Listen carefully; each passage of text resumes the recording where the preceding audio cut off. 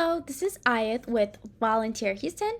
We promote volunteerism in 13 counties of the Gulf Coast region by connecting over 800 local nonprofits to more than 137,000 local volunteers, and this is done primarily through our web-based portal at www.volunteerhou.org. And today I will be walking you through on how to add a new need in the VH portal. So as you can see, I'm currently on the dashboard and I got here by clicking on my agencies and then clicking on the appropriate agency. And then from here, we will go to the agency manager's toolbar and click on needs. And then scroll down and then click on the blue button that says add new need. And then this is the page where we will add a new need. Before I begin by walking you through the different fields of information, I wanted to inform you that while we do encourage you to fill out every field, the field with the asterisks next to them are the ones that are required to fill out. Otherwise, the post will be left incomplete and would not be eligible to be approved. So without further ado, let's begin by the title field.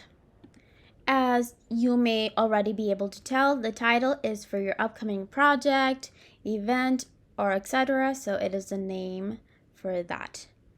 It's important for your title field to be descriptive of the activity that you're asking the volunteers to do. A general volunteer for us title will not capture the attention of a volunteer when it's listed among hundreds of other needs. Also, we recommend avoiding words like help and volunteer. The people browsing the VH portal are already aware that local organizations are looking for help.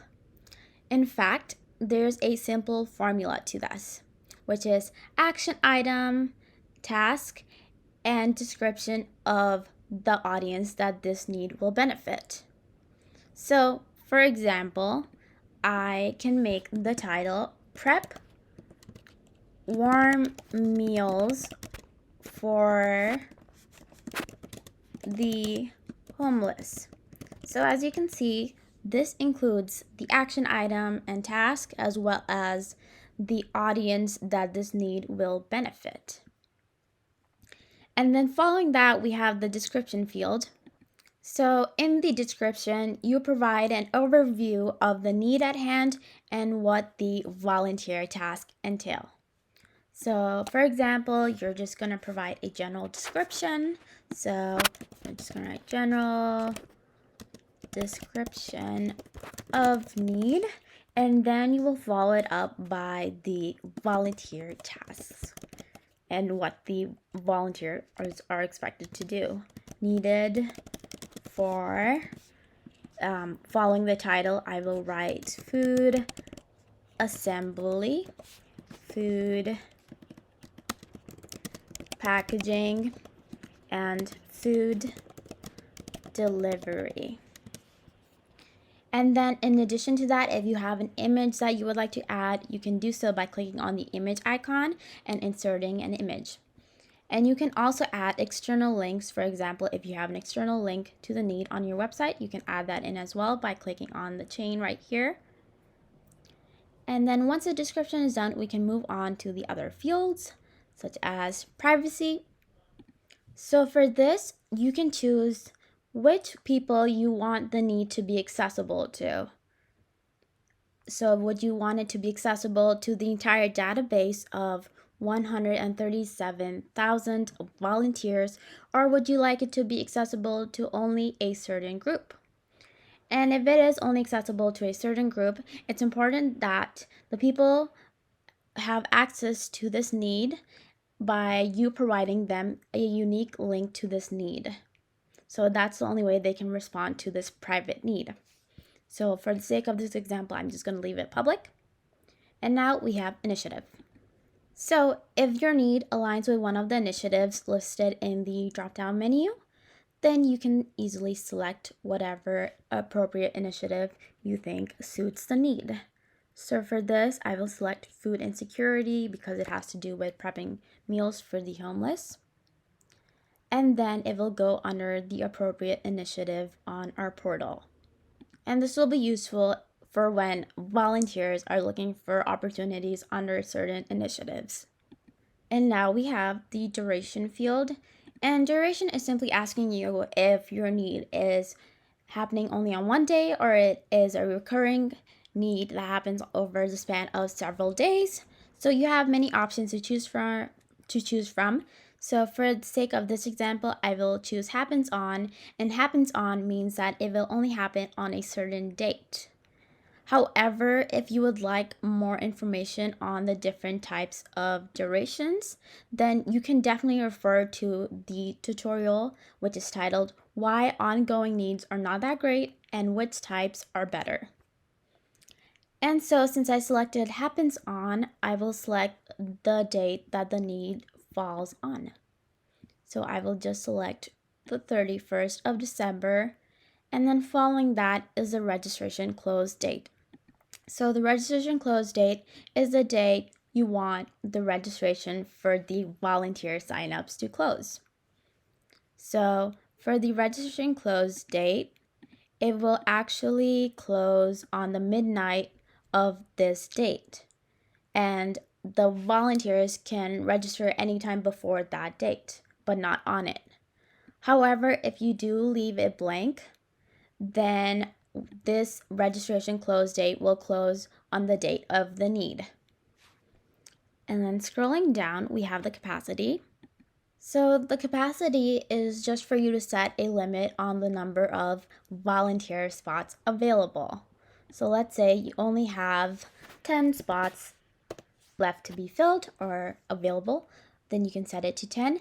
And once the sign up number reaches 10 spots, so once 10 spots are fulfilled, then the registration for the need will come to a close. And now the hours. So the hours is the number of hours each shift consists of. So for this example, I will write 5. And then following that is the hours description. So meaning from what time frame to what time frame does this shift fall under? Do these, for example, since I wrote 5 hours, do these 5 hours fall under? So for that, I will write from 7 a.m. till 12 p.m., meaning that the shift will begin at 7 a.m. and then it will end at 12 p.m. And now we have background checks. Conducting background checks is entirely optional, but it is useful if you do require background checks to be conducted before deeming a volunteer eligible to carry out a task. So, if you would like to conduct a background check, this is only available to you as an agency if you have your own account with Sterling Volunteers, who we partner up with to conduct thorough background checks. And then once you've created your account with Sterling Volunteers, you would have to request a complimentary sync with their agency account in the VH portal. And you can also view the tutorial video on the background checks for more detailed information as well. And then we have Allow Team Registration. You can use this feature by allowing team registration if you do not have or you do not need detailed information other than names and emails of the members of a group that would like to respond to your need, and if you're okay with a team leader responding on behalf of the rest of their group. You'll still see how many people in the team, along with their names and emails, have responded.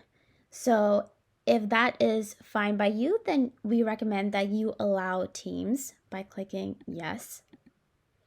However, if you do need each individual volunteer to meet certain qualifications, which I will cover next, you should not allow team responses, so you can select no. Or if you only want to allow team responses, then you can select teams only. And for this example, I will just select yes. And now we have the qualifications feature, which is one of our coolest features ever. So the qualification features helps you filter in the right people for your task. So using my example for my need, since I did mention food delivery, I would need them to have a driver's license. So I will select that. And then I would also need them to have an auto insurance policy. So I will select that. So you can select multiple qualifications as I just did. And this way you can find the best match for your need at hand to carry out the task. And on top of that, if you are a STAR agency member, then we can also customize qualifications just for your need and add it on top of the need. And now we have minimum age and maximum age, which is basically the age range you want your volunteers to fall under. So, beginning with the minimum age is the youngest age you find appropriate for the volunteer to be. However, it is important to note that the youngest volunteers registered in the portal are of 13 years old. That's because COPA laws do not allow anyone under the age of 13 to have a user account. So to just be aware of that, you cannot select any age younger than 13. However, the minimum age is entirely up to you, so you can either select anything older than 13 as well. So for this, I will just select 18, for example, and then we have our maximum age, which is the maximum age you would like your volunteers to be. And a lot of agencies tend to select or type in 100, and this way from the age range of 18 to 100, you get to cover a wide demographic of volunteers. But again, the age range is entirely up to you and the need at hand. And then following that, we have certain features such as this feature family friendly or not. So it is asking you if whether the need is family friendly, meaning can volunteers bring along their family members with them, such as their younger sibling or let's say their baby. So is that safe enough for them to bring family members? If it is, then you can select yes, or if the need does not a favor towards bringing family members, then you can select no, or if you're just unsure, then you can also select an A. And now we have outdoors. So the outdoors feature is simply asking you if whether your need is located outdoors or if it is indoors. So if the need is outdoors, then you will also have to enter in an inclement weather plan as well. However, if the need is indoors, then you can select no, and if you're just not sure, then you can select NA as well. And the wheelchair accessible feature is asking you if the site provides wheelchair accessible accommodations. So for this, if it does, then you can select no, if a yes, and if it doesn't, then you can select no, or if you're unsure, again, you can always select an A. And then moving forward to attributes. So attributes is for when you have additional details that you would want to bring to the volunteer's attention. Such as, for example, if the day of the need is projected to be a cold day, then you can enter in bring jacket and add that as an attribute for the volunteer's knowledge. And if you will provide snacks as well, and you want volunteers to be aware of that, then you can also type in snacks included and add that as an attribute as well. And then following that, we have the remote need feature, which is asking you if the need is remote, meaning that it can be done safely from someone's home, either on their desktop or laptop or anything like that, or if the need requires the individual to come into a physical space. So if it is a remote need, then that eliminates the option for entering an address. However, if the need is not remote, then you can select no, and for that you would have to enter in an address following that, and obviously a zip code as well. And now we have our interests and abilities. So your selection of interests and abilities will correspond with individuals or volunteers who may have similar interests and abilities, and this depends on the need at hand and what interests and abilities it corresponds with. So for example, since mine is food related, I can select food prep, and you can select multiple interests and abilities as well. And beneath that, we have clusters. So, in addition to interests and abilities, clusters is another way of categorizing the need. So, you can select applicable clusters that match your needs. So, if your need occurs on a weekday, on a certain weekday, then you can select what weekday it occurs on. And if it's something that requires commitment on a regular basis, then you can select that as well. And if your need welcomes court mandated opportunities, and if you can sign off on court mandated papers as well, then you can include that in as well for the volunteer's information. And now we have additional notification recipients. So for this, you can add additional coworkers to be notified of responses or any updates to this need.